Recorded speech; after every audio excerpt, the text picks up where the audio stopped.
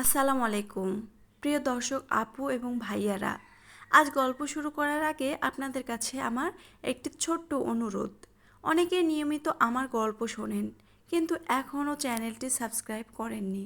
যদি সত্যি আমার পরিশ্রম আপনাদের ভালো লাগে তাহলে চ্যানেলটি সাবস্ক্রাইব করে পাশে থাকুন এবং গল্প ভালো লাগলে লাইক শেয়ার এবং টুপ করে একটা কমেন্ট করে দিন। আপনারা যখন লাইক কমেন্ট শেয়ার সাবস্ক্রাইব করেন তখন আমি অনেক বেশি অনুপ্রেরণা পাই। গল্প দ্বাদশ বসন্তের নীল চিঠি, কলমে ইয়াস ইনসাফ দেওয়ান, পর্ব সংখ্যা 11। ইয়াস দু হাতে নিজের প্যান্ট চেপে ধরে কষ্টে সোফার উপর গিয়ে ধপাস করে বসে পড়ল। মাথাটা সোফার পেছনে এলিয়ে দিয়ে চোখ দুটো শক্ত করে বন্ধ করে ফেলল। ঠোঁট নড়ছে আস্তে আস্তে। আত্তাহিয়াতু লিল্লাহি ওয়াসসালাওয়াতু ওয়াত্তইয়্যিবাতু। কয়েক সেকেন্ড পর আবার বিড়বিড় করে বলল, লা হাওলা ওয়ালা কুওয়াতা ইল্লা বিল্লাহ। ইয়া আল্লাহ, ধৈর্য দাও। মনে হচ্ছে ব্যর্থার চোটে পৃথিবীর সব দোয়াই একসঙ্গে পড়ে ফেলবে। ইয়াসকে উদ্দেশ্য করে মনে মনে কথাটা বলে সামনে দাঁড়িয়ে থাকা আদিবা একবার ইয়াজের দিকে একবার মেঝেতে পড়ে থাকা তেলাপোকার দিকে তাকাচ্ছে। মুখ শুকিয়ে একেবারে সাদা। আবার মনে মনে নিজেকেই বকতে লাগলো, সব ওই হতচ্ছাড়া তেলাপোকাটার জন্য হয়েছে। আল্লাহ, আজ যদি এটা না আসতো। রাগে দাঁত কিরমির করে আবার ঝাড়ুটা তুলে নিল। মরেও শান্তি নাই তোর। তোরে একেবারে ভর্তা বানিয়ে শেষ করে দিব বেয়াদব একটা, বেয়াদবের বংশ। বলেই ধপ করে আরেকটা বাড়ি মারল তেলাপোকার উপর। কিন্তু ভাগ্য আজও আদিবার সঙ্গে ছিল না। ঝাড়ুটা তেলাপোকার গা ছুঁয়ে ফসকে সোজা আবার গিয়ে লাগলো ইয়াজের সেই একই জায়গায়। ইয়া আল্লাহ! ব্যথায় প্রায় সোফা থেকে লাফিয়ে উঠল ইয়াজ। দুই হাত দিয়ে আবার সেই জায়গা চেপে ধরে দাঁতে দাঁত চেপে বলল, আমার গায়ে কি জিন ভর করেছে নাকি? আমাকে ঝাঁটা দিয়ে ঝাড়তেছিস আর আমার বংশ যাতে আগে না বাড়ে সেটা ষড়যন্ত্র করছিস নাকি তুই? একটু থেমে হাঁপাতে হাঁপাতে আবার বলে উঠল, ওই জায়গায় 2বার মারলি। এই চুটকে, আমার গোষ্ঠীর হাড়ে হলুদ দিয়ে দিলি রে। আদিবা থতমত খেয়ে ঝাড়ুটা আস্তে করে মেঝেতে রেখে দিল। একটাও কথা বের হচ্ছে না মুখ দিয়ে। এদিকে ডান হাতের জ্বালাটা আবারও মাথা চাড়া দিয়ে উঠেছে। সে হাতটা মুখের কাছে এনে আস্তে আস্তে ফু দিতে লাগলো। চোখের কোণেও পানি জমে উঠেছে। ইয়াজও ধীরে ধীরে নিজেকে সামলে নিল। রাগে ফুঁসতে ফুঁসতে আদিবার দিকে তাকাতেই তার চোখ আটকে গেল। মেয়েটা চুপচাপ দাঁড়িয়ে আছে, এক হাতে বারবার ফু দিচ্ছে। হাতটা অস্বাভাবিক লাল হয়ে ফুলে উঠেছে। ইয়াজের মুখের বিরক্তির ছাপ মুহূর্তেই মিলিয়ে গেল। সে দ্রুত উঠে এসে আদিবার কবজিটা আলতো করে ধরে ফেলল। এই, এটা কি হয়েছে? কিছু না। আদিবা চমকে উঠল। কিছু না মানে? হাতের এই অবস্থা হলো কি করে? আদিবা নিচের দিকে তাকিয়ে আস্তে করে বলল, চা বানাতে গিয়েছিলাম। দুধের পাতিলটা হাত থেকে পড়ে গরম হাতে দুধ উপরে পড়ে গেছে। কথা শেষ হওয়ার আগেই ইয়াজ খুব আস্তে করে মাথায় একটা চাপড় দিল। তোকে কে যেতে বলেছে?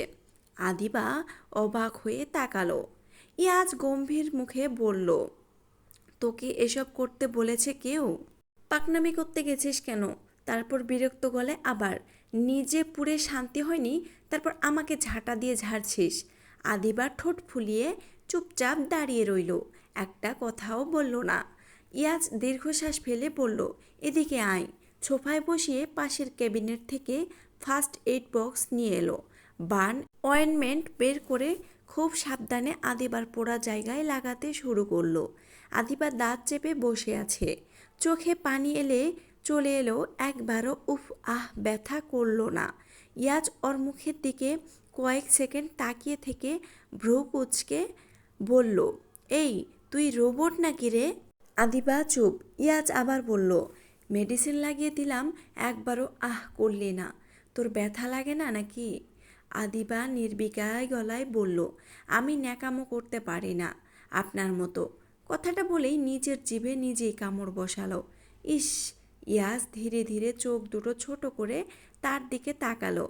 আজকাল দেখি বেশি কথা শিখে গেছিস। আরও একটু ঝুঁকে এসে বলল, এই জিভটাই বেশি চলছে। তাই না? আদিবা সঙ্গে সঙ্গে ঠোঁট চেপে ধরল। ইয়াজ মুচকি হেসে বলল, সাবধানে থাকিস চুটকে, একদিন কিন্তু এই জিভ কেটে হাতে ধরিয়ে দিব। কথাটা বলে আবার খুব যত্ন করে আদিবার পোড়া হাতে ওষুধ লাগাতে লাগলো। আর আদিবা মুখ গোমড়া করে বসে থাকলো। ইয়াজের দিকে তাকিয়ে মনে মনে বকতে লাগলো, বজ্জাত লোক একখানা, ছোট বউকে বকা ছাড়া আর কোনো কাজ নেই। আমি কি ইচ্ছে করে মেরেছি, নাকি ইচ্ছা করে নিজের হাত জ্বালিয়েছি? বজ্জাত লোকের মাথায় গু পড়ে আছে, না হলে আর তাকে এগুলো কারণে বকে না। ইয়াজ আদিবার হাতে মেডিসিন লাগিয়ে দিয়ে ব্যান্ডেজ করে দিল। তারপর রহিমা খালাকে ডেকে রান্নাঘর পরিষ্কার করালো। নিজের জন্য 1 কাপ কফি ও আদিবার জন্য 1 কাপ চা বানাতে বলল। আদিবা ওইখানে বসে না থেকে লাইব্রেরির দিকে চলে গেল। ওর যাওয়ার দিকে তাকিয়ে ইয়াজ বলে উঠল, আজকালকার সব বালপাকনা পোলাপান এক কাটি বেশি বোঝে সব কিছুতে। বলে ফোনটা বের করে ফোন চাপতে শুরু করলো। ইউভান বাইক নিয়ে রাস্তা দিয়ে ছুটে চলেছে। স্পিডোমিটারের কাটা প্রায় 80 ছুঁই ছুঁই। সাধারণত এতটা বেপরোয়াভাবে বাইক চালায় না সে, আজও চালাতো না যদি না জরুরি একটা কাজে বের হতে হতো। কিছুক্ষণ আগেও আকাশটা বেশ পরিষ্কার ছিল, অথচ হঠাৎ করেই যেন সব কিছু বদলে গেল। ঝলমলে আকাশ মুহূর্তের মধ্যে রং হারিয়ে কালচে মেঘে ঢেকে গেল। চারপাশে নেমে এলো এক অদ্ভুত অন্ধকার। আকাশের দিকে একবার তাকিয়ে ইউভান বাইকের গতি বাড়িয়ে দিল। বৃষ্টি তার খুব একটা পছন্দ নয়, আবার একেবারে অপছন্দও নয়। বৃষ্টির শব্দ শুনতে আর ভালোই লাগে।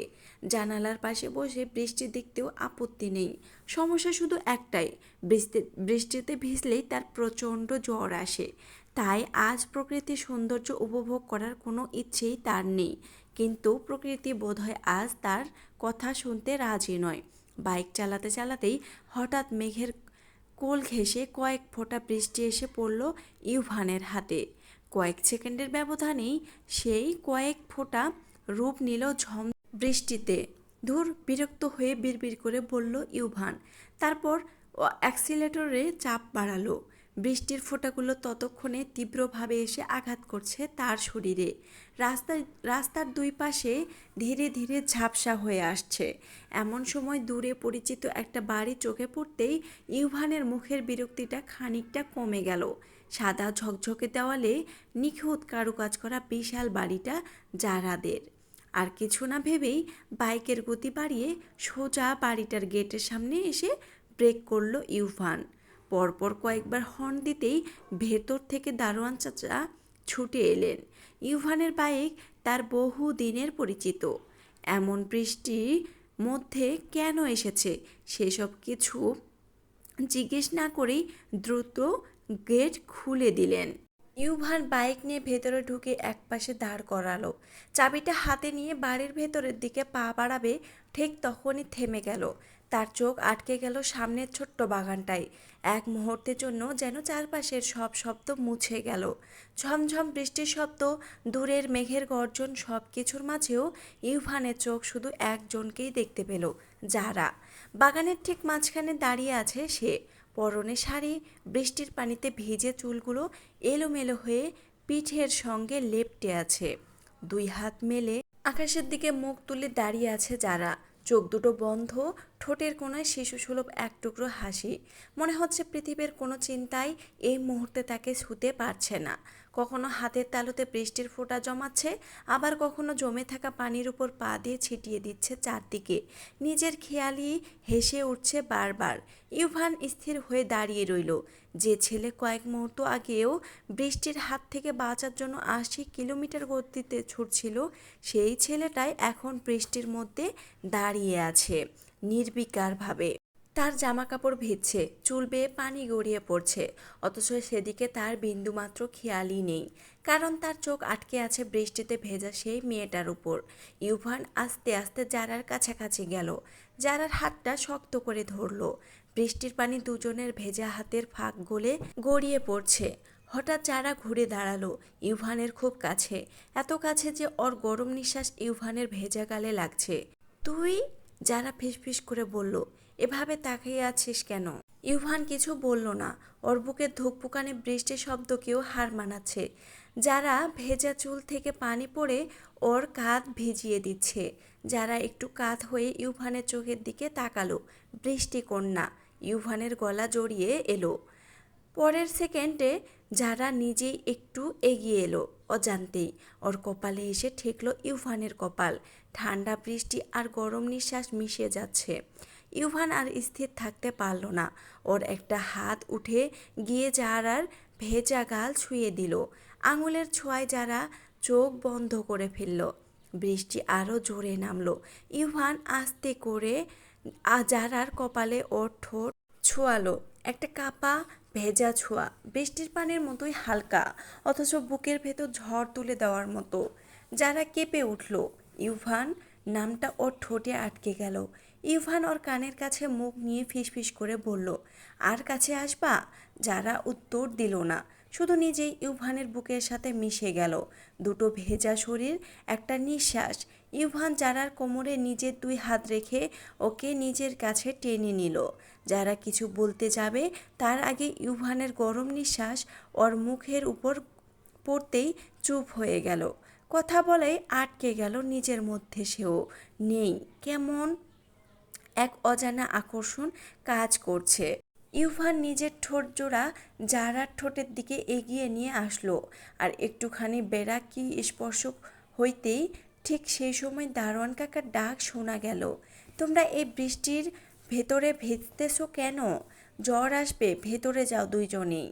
দারোয়ান কাকার কণ্ঠস্বর পেতেই যারা এক ঝাটকা দিয়ে ইউভানকে নিচের থেকে ছাড়িয়ে দিল। সেটা দেখে ইউভান হাসলো। তারপর দারোয়ান কাকার উদ্দেশ্যে বলল, আসার আর সময় পেল না রহিম কাকা। তোমার বউ মরে গেছে, রোমাঞ্চ করতে পারো না, আমাদের কাজে বাধা দিচ্ছ কেন? দারোয়ান কাকা কি বুঝলো কে জানি, হেসে চলে গেল। যারা রাগী দৃষ্টিতে ইউভানের দিকে তাকালো। এই বেয়াদব বৃষ্টিতে ভিজছিস কেন? আর এইগুলো কোন ধরনের কথা? বৃষ্টিকন্যা বৃষ্টিতে ভিজছি কেন জানি না, শুধু এটা জানি তোমাকে বৃষ্টিতে ভিজতে দেখে আমার ভেতরে সব কিছু ঝরে লণ্ডভণ্ড হয়ে গেছে। যারা বিরক্ত হয়ে বলল, আমার পিছু কবে ছাড়বি ভাই বলতো তুই? ইউভান হেসে নিজের চুলগুলো এক হাতের সাহায্যে হাত বুলিয়ে চারা দিয়ে পানি ঝরালো। তারপর বলল, ভাই সমস্যা নাই, তোমার ভাই হতে রাজি, কিন্তু কিন্তু কি? যারা ভ্রুজোড়া কুচিয়ে তাকিয়ে বলল, নেক আর নোয়াকে চেনো তো? ওদের মতো ভাই বোন। তাহলে আজ থেকে আমরা, কি বললো যারা বোনো, চলো সুইমিং পুলে যাই, একটা ডেমো দেখিয়ে নিয়ে আসি।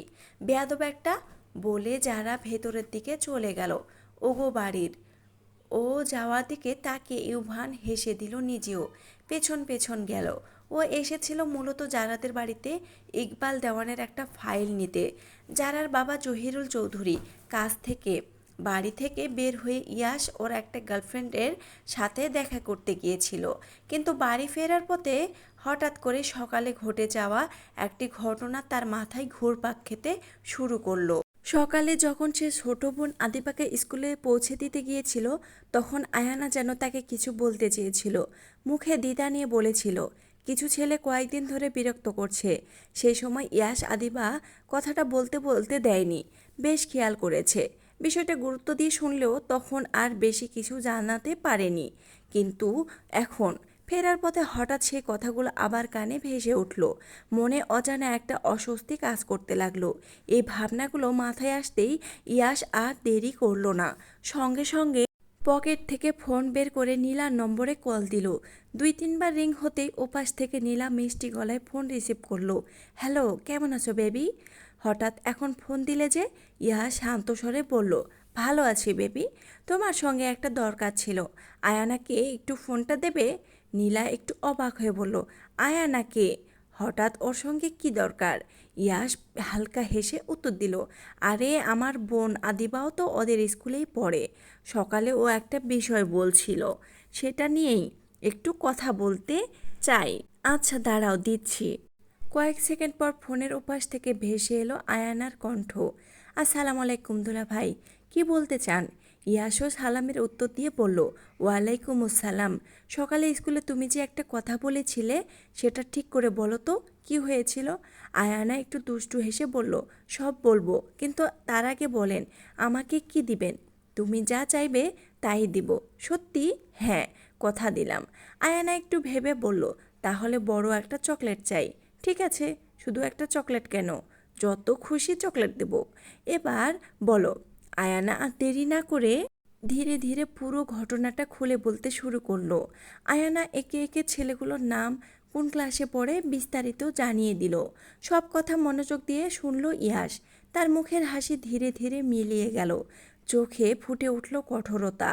ফোন কেটে দিয়ে সে আর এক মুহূর্ত দেরি করল না। মোবাইলের কন্ট্যাক্ট লিস্ট থেকে একটি নম্বর বের করে কল দিল। ওপাশ থেকে ফোন রিসিভ হতেই ইয়াস গম্ভীর কণ্ঠে বলল, একটা কাজ আছে, কয়েকটা ছেলের পুরো ডিটেলস আমার দরকার, নাম পাঠাচ্ছি, কে কোথায় থাকে, কি করে, সব তথ্য যত দ্রুত সম্ভব বের করো। ওপাশ থেকে ভরসার স্বরে উত্তর এলো, ঠিক আছে ভাই, একটু সময় দেন, সব খোঁজ নিয়ে জানাচ্ছি। কল শেষ করেই ইয়াস আরেকটি নম্বরে ফোন করলো। ফোন ধরতেই বলল, ইভান, যেখানে আছিস সব কাজ রেখে বাড়িতে চলে আয়, জরুরি কথা আছে। ইয়াস ফোনটা পকেটে রেখে বাইকের গতি বাড়িয়ে দিল, বাড়ির উদ্দেশ্যে যেতে লাগলো।